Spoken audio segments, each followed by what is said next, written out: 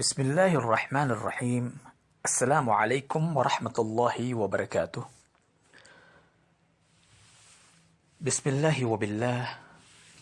Thumma assalatu wassalamu ala rasulillah Muhammad ibn Abdullah wa ala alihi wa ashabihi ajma'in, amma ba'du. Alhamdulillah, di kesempatan kali ini, pada pertemuan yang kedua ini, sebagaimana yang pernah saya janjikan pada pertemuan yang pertama, setelah kita membahas dan menyinggung secara singkat tentang hakikat tamu agung, tentang hakikat dari bulan Ramadan yang merupakan tamu yang diutus oleh Allah kepada kita semua, di mana setiap orang pasti merindukan untuk berjumpa dengan sang tamu agung ini. Dan pada hakikatnya, sesuatu yang datang dari Allah, yang diutus oleh Allah datang kepada kita, pasti memiliki misi, memiliki tujuan, membawa pesan-pesan ilahiyah, pesan-pesan Allah yang dititip, diberikan kepada Ramadan untuk disampaikan kepada kita. Lalu kira-kira pesan-pesan apa saja yang dibawa oleh Ramadan tersebut? Ini yang ingin kita pahami bersama. Untuk bisa memahami pesan-pesan Allah tersebut, marilah kita mendengar secara langsung dari lisan suci sang manusia sempurna, perwakilan Allah paling sempurna di muka bumi ini, yaitu baginda Rasulullah Sallallahu Alaihi Wasallam. Rasulullah menjelaskan secara jelas, secara terang, secara gamblang tentang keutamaan, tentang keistimewaan dari bulan Ramadan. Inilah pesan-pesan yang dibawa oleh bulan Ramadan tersebut. Kata Rasulullah, saya mungkin hanya akan membacakan bahasa Indonesianya saja, supaya kita bisa pahami dengan jelas dan terang. Kata Rasulullah, wahai manusia, sungguh telah datang kepada kalian bulan Allah dengan membawa berkah, rahmat, dan ampunan. 3 hal ini yang diemban oleh bulan Ramadan, inilah yang akan dia berikan, yang akan dia sebarkan kepada kita semua. Dia menyebarkan berkah kepada kita, dia memberikan rahmat kepada kita semua, sekaligus dia mengampuni setiap orang-orang yang meminta ampun pada bulan Ramadan ini. Dan dikatakan bahwa bulan Ramadan ini adalah sebaik-baik bulan di sisi Allah. Dari sekian 12 bulan yang ada, bulan Ramadan memiliki posisi derajat maqam yang sangat mulia di sisi Allah. Tidak ada satu bulan pun yang diabadikan oleh Allah di dalam Al-Quran selain bulan Ramadan. Syahru Ramadan alladhi unzila fihi al-Quran. Bulan Ramadan yang dimana pada bulan tersebut Allah menurunkan Al-Quran. Dan kemudian kata Rasulullah, hal-hal yang dimiliki oleh Ramadan juga adalah setiap hari-hari yang dimiliki oleh bulan Ramadan adalah hari-hari yang paling utama. setiap amal kebaikan kita pada bulan Ramadan tersebut dilipat gandakan oleh Allah. Memang selama ini setiap amal kebaikan 1 dibayar 10 oleh Allah. Tetapi di bulan Ramadan ini, balasan yang Allah berikan itu tidak terhitung jumlahnya. Dilipat gandakan. Berapa? Hanya Allah yang tahu. Wallahu a'lam. Allah mengganjar bagi orang-orang yang dia cintai itu bighairi hisab, tanpa ada hisab. Kemudian malam-malam yang terdapat di dalam bulan Ramadan adalah malam-malam yang paling agung dan mulia. Allahu Akbar. Malam-malam yang paling agung dan mulia. Allah menginginkan kita untuk menghidupkan malam-malam di bulan Ramadan. Waktu yang paling dicintai oleh Allah itu malam hari. Sebab pada malam hari manusia tidak lagi sibuk dengan urusan-urusan duniawinya. Dia fokus terhadap dirinya. Dia bisa konsentrasi pada saat itu. Kebisingan duniawi pada siang hari, itu pada malam hari betul-betul sangat berkurang. Oleh karena itu, Allah menginginkan kita untuk menghadap kepadanya pada malam hari, bermunajat di malam hari. Sehingga dalam salah satu ucapan para kekasih Allah dikatakan bahwa mustahil orang yang ingin dekat dengan Allah lalu dia tidak menghidupkan malam hari. Mustahil. Makanya Anda bisa melihat dari Rasulullah, kemudian para kekasih-kekasih Allah, para aulia Allah, itu senantiasa menghidupkan malam hari. Senantiasa qiyamul lail, berdiri, salat tahajud. Mereka tidak tidur di malam hari. Kalaupun mereka tidur hanya sebentar. Mereka betul-betul memanfaatkan malam hari sebagai bentuk komunikasi mereka dengan Allah. Berbicara dengan Allah. Bukan hanya sekedar berdoa. Tapi mereka betul-betul berkomunikasi. Ingin menjalin hubungan erat dengan Allah. Ingin menjalin keintiman dengan Allah. Dan itu hanya bisa kita dapatkan pada malam hari. Rasulullah tidak pernah meninggalkan salat tahajud. Bahkan dikatakan bahwa salat tahajud itu wajib bagi Rasulullah. Dan bagi orang-orang yang sudah sampai pada derajat tertentu dari makam spiritual, bagi mereka pun salat tahajud itu wajib. Mereka mewajibkan salat itu untuk diri mereka. Kalau mereka tidak sempat bangun malam hari, tidak sempat bermunajat di malam hari, tidak sempat bertahajud, mereka begitu susahnya. Mereka bersedih. Mereka menangis. Ya Allah, kenapa saya tidak bisa bangun di malam hari? Ada apa?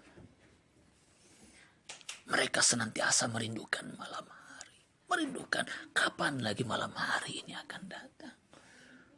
Karena di malam hari mereka betul-betul merasakan kedekatan yang sangat luar biasa. Tidak ada gangguan pada saat itu. Kalau kita di zaman sekarang, Allahu Akbar, tidak ada lagi bedanya siang hari, malam hari, semuanya sibuk. Bahkan kita ini lebih banyak begadangnya di malam hari. Kesibukan kita sekarang ini, itu lebih banyak terjadi di malam hari. Kita begadang, tapi bukan begadang untuk hal-hal yang positif. Kita begadang, itu sibuk dengan HP, sibuk dengan laptop. Allahu Akbar.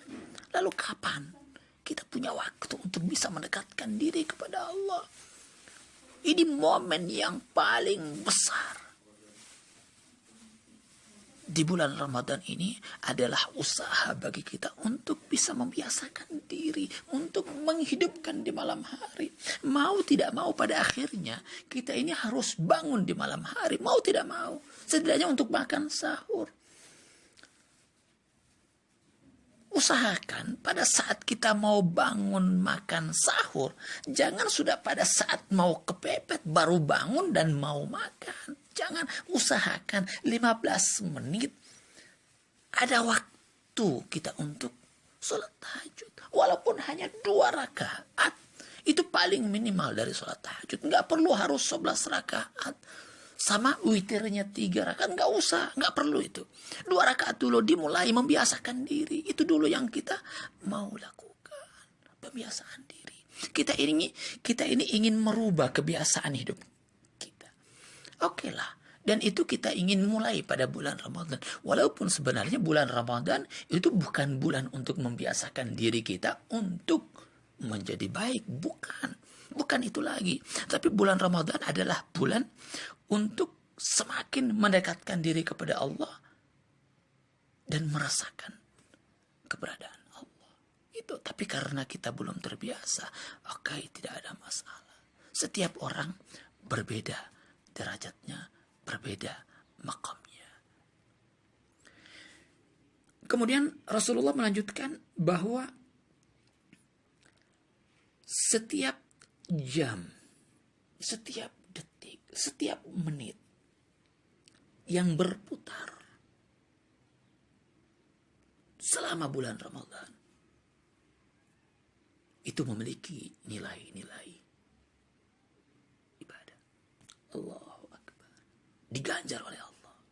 Setiap detik, setiap menit. Pada saat itu Allah memandang kita dengan pandangan kasih. Pandangan rahmat. Bayangkan. Tidur orang di bulan Ramadan saja itu dihitung ibadah oleh Allah. Di mana kita bisa dapatkan rahmat seperti ini? Kasih sayang Allah begitu besar kepada kita. Tidur saja, tidak melakukan sesuatu, tidak beraktivitas. Itu dihitung ibadah oleh Allah. Allahu Akbar.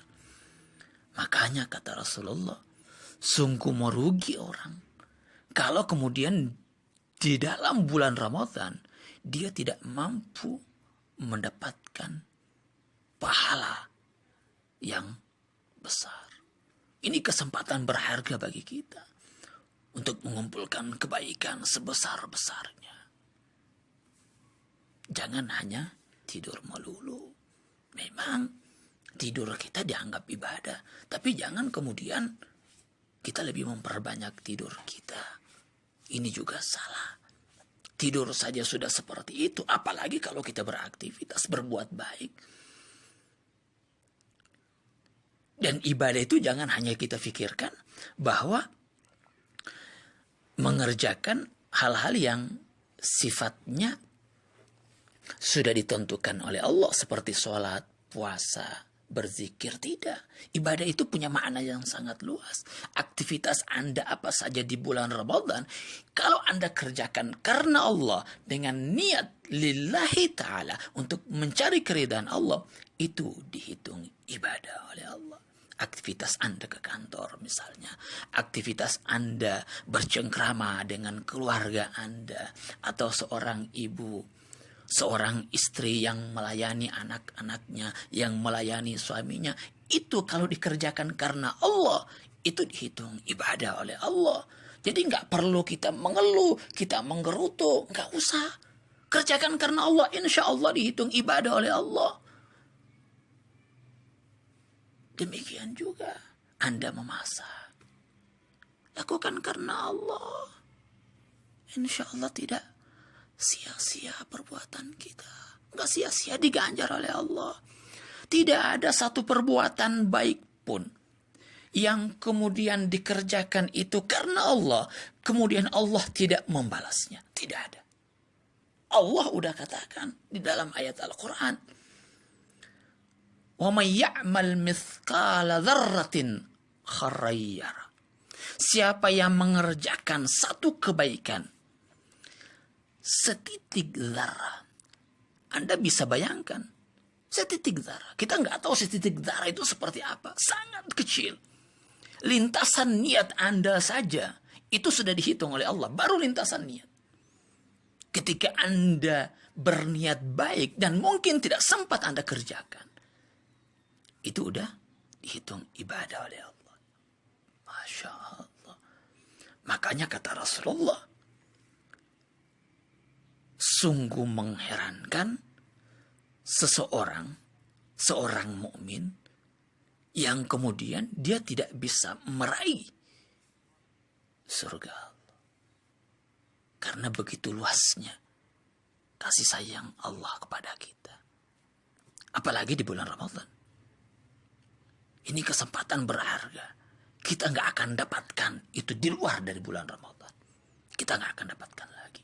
Jadi kalau kita tidak mampu mendapatkan ampunan Allah di bulan Ramadan ini, tidak mampu beribadah dengan sebaik-baiknya, tidak mampu membiasakan diri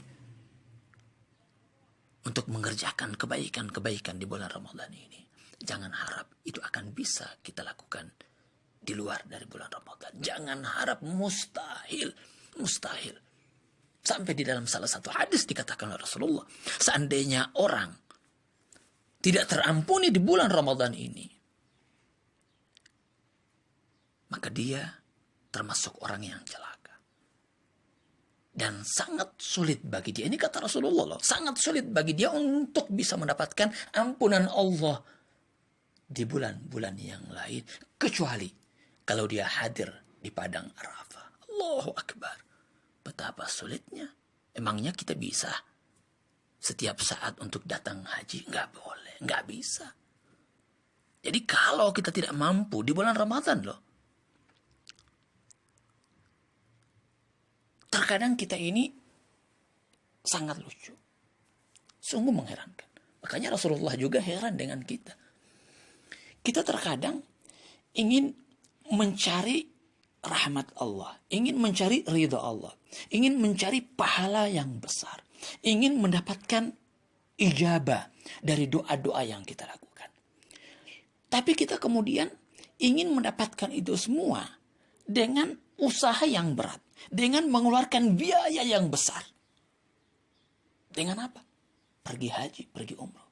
Itu kan yang kita inginkan. Harus mengeluarkan biaya yang berlipat ganda. Harus berusaha mati-matian untuk bisa mendapatkan itu. Tapi ini Allah berikan kepada kita. Dikasihkan langsung kepada kita. Nih bulan Ramadan. Manfaatkan dengan sebaik-baiknya. Apa yang kau dapatkan di Mekah pada saat kau umrah dan haji, itu kamu bisa dapatkan di bulan Ramadan. Tapi coba lihat kita. Tidak mampu kita manfaatkan dengan sebaik-baiknya. Makanya kata Rasulullah, merugi kita. Makanya ini kita harus pikirkan. Kesempatan berharga ini jangan hilang begitu saja. Manfaatkan dengan sebaik-baiknya. Oke, saya rasa demikian. Nanti insya Allah kita akan lanjutkan lagi penggalan dari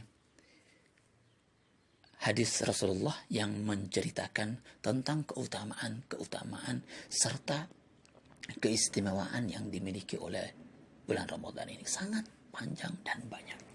Kita akan bahas satu persatu insyaAllah di kesempatan yang lain. Wabillahi taufiq wal hidayah. Wassalamualaikum warahmatullahi wabarakatuh. Allahumma taqabbalna bijamil هداك أعنا يا ذا الأسماء الحسنى قلت ربي بهذا القلب